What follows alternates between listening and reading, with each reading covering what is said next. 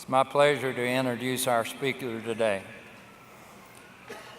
Mrs. Joan Berry-Robinson, a native of Los Angeles, California. Mrs. Joan Berry-Robinson was the third of 9 children in her family. In the area of Los Angeles where she grew up, she faced many challenges. She saw a great deal of gang activity. Her father, a police officer, was killed when she was 18, and she also lost her brother to violence. But Joan persevered against the odds, joining the math club at her high school, and studied engineering and math.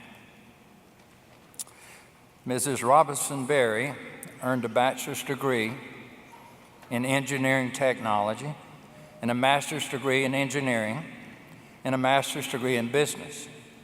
Along with her students, she founded an engineering startup company. After college, she accepted a position with McDonnell Douglas Aerospace Manufacturing Corporation, which was eventually bought out by Boeing. At Boeing, Mrs. Robinson-Berry has held a number of key positions, including Vice President of Boeing Shared Services Group Supplier Management, Director of Phantom Works Supplier Management, Director of Small Diverse Business and Strategic Alliances, Small Business Liaison Officer, Director of Technical Workforce Excellence. That means overseeing technical affiliations, fellowship programs, and university and technology relationships with higher education. A Director of Engineering Processes, to name a few. Today, Mrs. Robinson-Berry is Vice President and General Manager of Boeing South Carolina. Some of Ms. Robinson-Berry's professional recognitions include one of the 50 most influential people in Charleston. That is, beside myself. The Woman of Distinction Accomplishment Award, one of the most powerful women in business by Black Enterprise, the top 100 leaders in supplier diversity, and the Woman of Color Professional Achievement Award. Mrs. Robinson-Berry encourages children to be talented and innovative engineers, mathematicians, and scientists. Recently, she spoke to over 3,000 Lowcountry girls and shared this message with them, and I quote, "There will be times when you will feel challenged.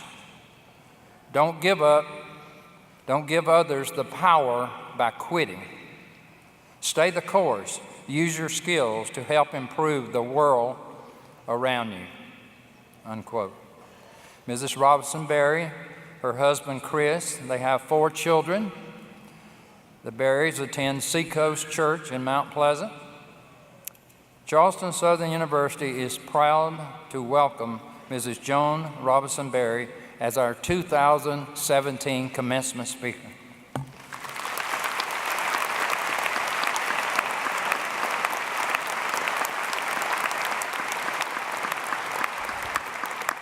Thank you, President Hunter, but he forgot to mention that I was the president of my 3rd grade class twice. This is a beautiful day, and I just want to say, hello, Bucks, good morning, and congratulations. And to President Hunter, the iconic leader that's probably my favorite college leader of all. And you know that Boeing has to love them all, so Garth, you heard that. And to this amazing faculty and staff and a board of trustees, I am so honored to be here today.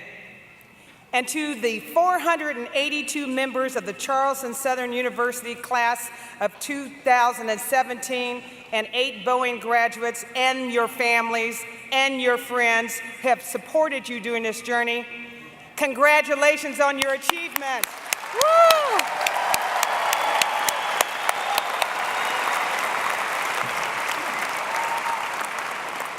As you heard, my name is Joan Berry-Robinson. I'm the Vice President and General Manager of Boeing South Carolina.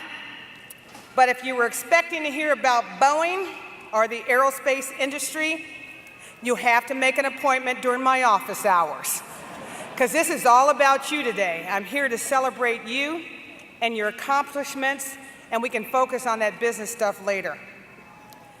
Are you breathing easier today, graduates? Well, you should. You've done it. You have completed the mission you set out years ago. You are graduating from one of the top American Christian colleges in this free world. You rock.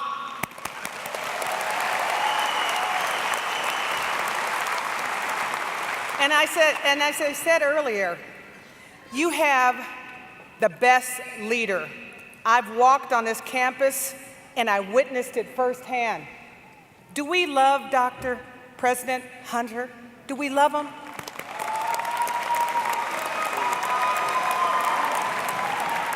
It is so reassuring to look over this audience as someone who is deeply interested in developing smart, talented, innovative engineers, scientists, artists, doctors, business leaders for the future of our nation and the world. And I have to tell you, faculty, I'm reassured and happy to see that the great promise and potential of our future is being placed in good, faith-based, educated hands.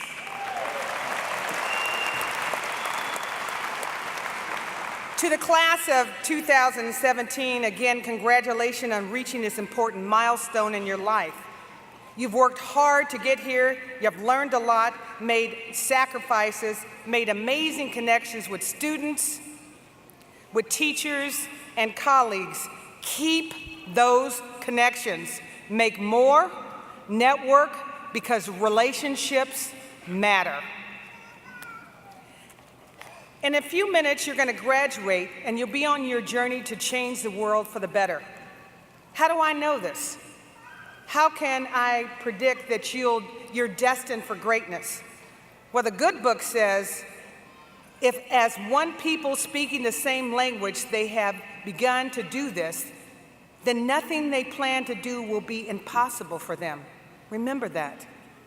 I personally can relate to the accuracy of this scripture. Just let me share a brief overview of who I am and where I've been. So as President Hunter said, it didn't start out so well, so just imagine growing up with a clinically depressed mother, sometimes hungry, sometimes homeless, a single mother at a young age, witnessing the murder of your brother, or discovering that your father was killed in the line of duty on the evening news. That was my first chapter. Any one of these tragedies or setbacks could have changed the course of my life. I had to figure out whether I was going to be a victim or a victor.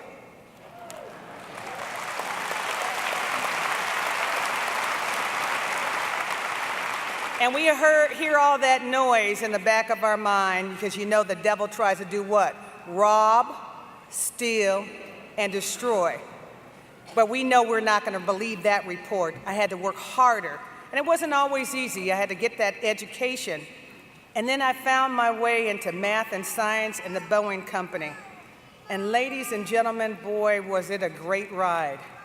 To be able to work for a company where you're developing advanced aircraft and 007 defense tools and spacecraft. And I think the best moment of my career was when I was a deputy chief engineer for the space station, and I was with another amazing astronaut, Livingston Holder, and we were counting down 5, 4, 3, 2, 1, and the vibration of that engine caused the back of our hair to go up. I said, you know what, this is a day that I actually feel like writing my company a check. it's been an amazing ride. And I had taken that vision, that mindset, and began working harder and harder.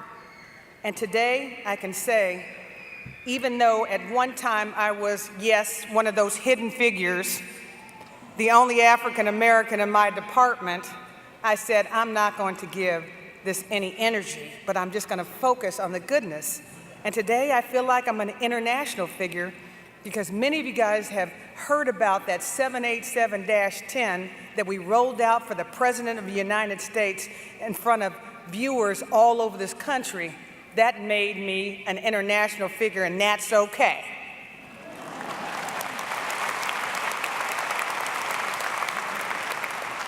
I chose victory. I chose to conquer through Him that strengthens me. The question is, what are you going to choose? Who are you going to be? The victim or the victor? As you enter this new chapter in your life, most of you will continue the amazing work that past scientists, engineers, doctors, and leaders before you brought on all this amazing technology. And for those of us that are in the AARP club, and those of us that remember 70 years ago when we lived and died within 40 miles of our birthplace, or had a life expectancy of 60 years, or even, just think about this, 70 years ago it took 7 to 10 days to get to Europe. But today, on our watch, we created jet planes, spacecrafts, drones, the most amazing feats in engineering history, smartphones, laptops, internet, which you all in this room can't live without, right? They're vital instruments for social change and to prove productivity, and also new educational pursuits and personal communication. I suspect many of you guys have been all over the state and the country, and I'm so glad the life expectancy is now way beyond 80 years. Praise God for that and our predecessors. What accounts for the difference that 70 years made is the fact that thousands of dedicated leaders before you applied their faith, God-given purpose, their knowledge, their skills. They created things that make our lives safer, healthier, more secure, and more comfortable, things that are useful for mankind. They produce things that help us make this country the strongest economic power in the world while maintaining democracy. All of these things that ultimately define America today were conceived by people like you who stood up, faced the future, and perhaps what they're wondering and you're wondering what lies ahead of us for the future. Well, I tell you, a lot of challenges. Consider, for example, the U.S. transportation infrastructure, quickly approaching gridlock. And I apologize for those who had a little bit of transportation challenge in getting here this morning. This group will fix that in the future. There's over 8 billion folks struggling to compete for natural resources, dangerously stressing our resource system and our political environment. And we hope that you can come up with lifetime, long-term solutions for those issues. But what are these solutions? Today, we don't know exactly. All we know that it's up to you to help us fix these. We need to create more integrated transportation systems, ground, air, and sea, to integrate the Uber-like experience for all of us, to make our transportation linked with navigation systems that are totally integrated and affordable to transport anyone or anything, anywhere, anytime. That's your challenge. You'll need to advance computing, artificial intelligence, smart technology, unmanned machines, cars, and tools.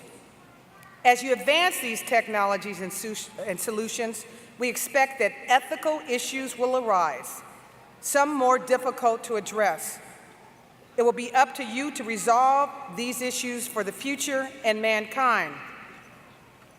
The aging population, mostly baby boomers, we need you to advance biology, genetic engineering to cure disorders such as sickle cell, diabetes, arthritis, and cancer. And where are my medical students of the future in here? Please come up with a miracle diet pill that actually works.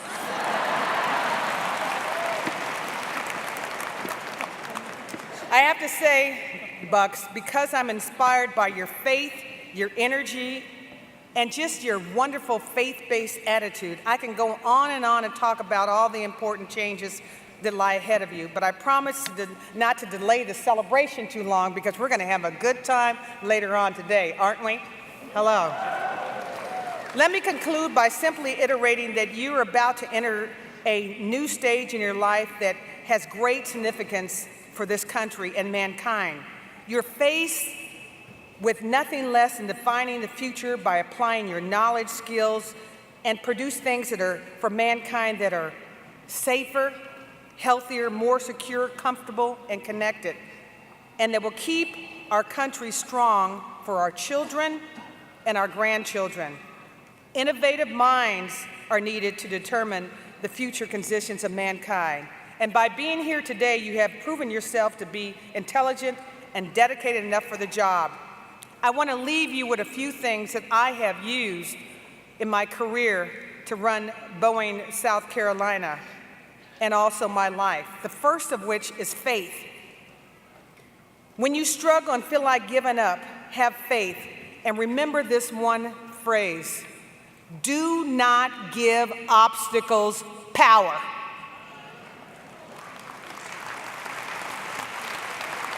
Our good book says, now faith is the substance of things hoped for and the evidence not seen. Next, you must continue to learn. Learn something new every day. Let the wise hear and increase in learning, says Proverbs. As you learn, teach others. Share what you know and learn from what they know.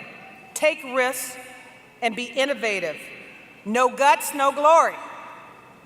Jesus urges you and me to go boldly where no man has gone before. Are you up to it? I can't hear. Are you up to it? As I said, in looking over this audience, I feel reassured that the great promise and potential of our future is being placed in good hands. Please go out and live up to our expectations of your great abilities, fulfill your purpose, and have a wonderful and rewarding career and life process. Thank you, congratulations, and God bless you.